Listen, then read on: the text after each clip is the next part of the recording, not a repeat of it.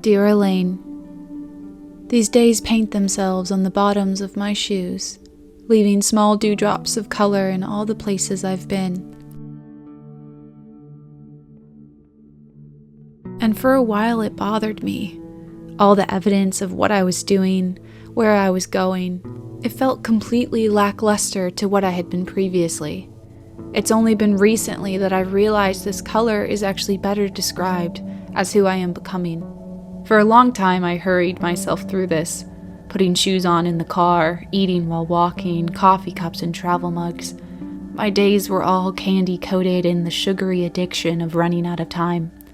The clock a death sentence, the calendar an omen from beyond, and I guess in some ways they still are.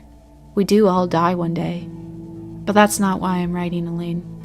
I'm writing because I can't help myself but to see what we are becoming.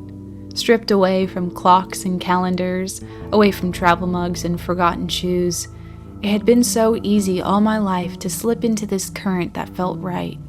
Everyone else running and coping, not a moment extra to sit and think about what we are becoming. And lately, despite all the scary things that I've done in my life, I finally did the scariest thing of all. I stopped running. It's a funny thing, running, like an old friend, a comforting nightly glass of wine, the weed that just helps me sleep at night. Running works its way into all the pathways of the brain, baking in this sense of fear. And for what? But it's hard to ask that question when it's in the lining of every coat, the spice in every meal, and the reflection of every mirror. And it's especially hard to ask when it's the one making all the decisions. I picked this up somewhere along the way, from anxious parents, from a hard-working grandmother, from a society that told me this is what I needed. This will give you purpose. This will give you drive. And then we all die. So I did the scary thing this year. I stopped running. I stood and watched all my family, my friends, run on ahead. The path clear-cut in front of them, made by hundreds and thousands of other trampling feet, and I let them go, telling myself for once I didn't have to keep up.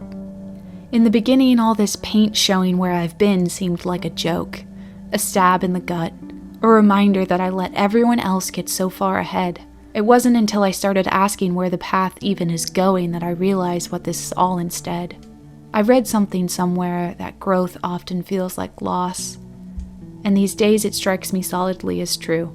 Because while I now see all these things leaving in my life, I also see all the space they leave too. Less leaves on a tree mean more room for squirrels to call home. And lately, I've been realizing what a home for me could be. I never stopped long enough to think of it before. So Elaine, I wanted to say thank you.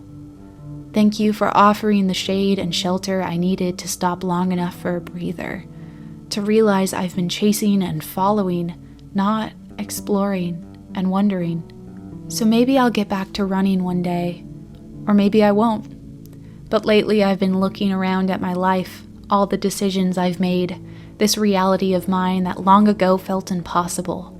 And I see my friends, all patchwork collections of now and then, and I see my family, all the things that started this journey, and this new path seems to have opened up before me, winding and slow, plenty of side quests and characters tucked in all the edges and folds. I can't see down it far, perhaps really only the first few steps, but for the first time in my life I'm realizing how it's all for me. These decisions, these lessons, how they all stack on top of themselves like layers on a canvas. And while this whole time I've been frustrated at all the paint I've been leaving, I realize now that this life is the art I've been making.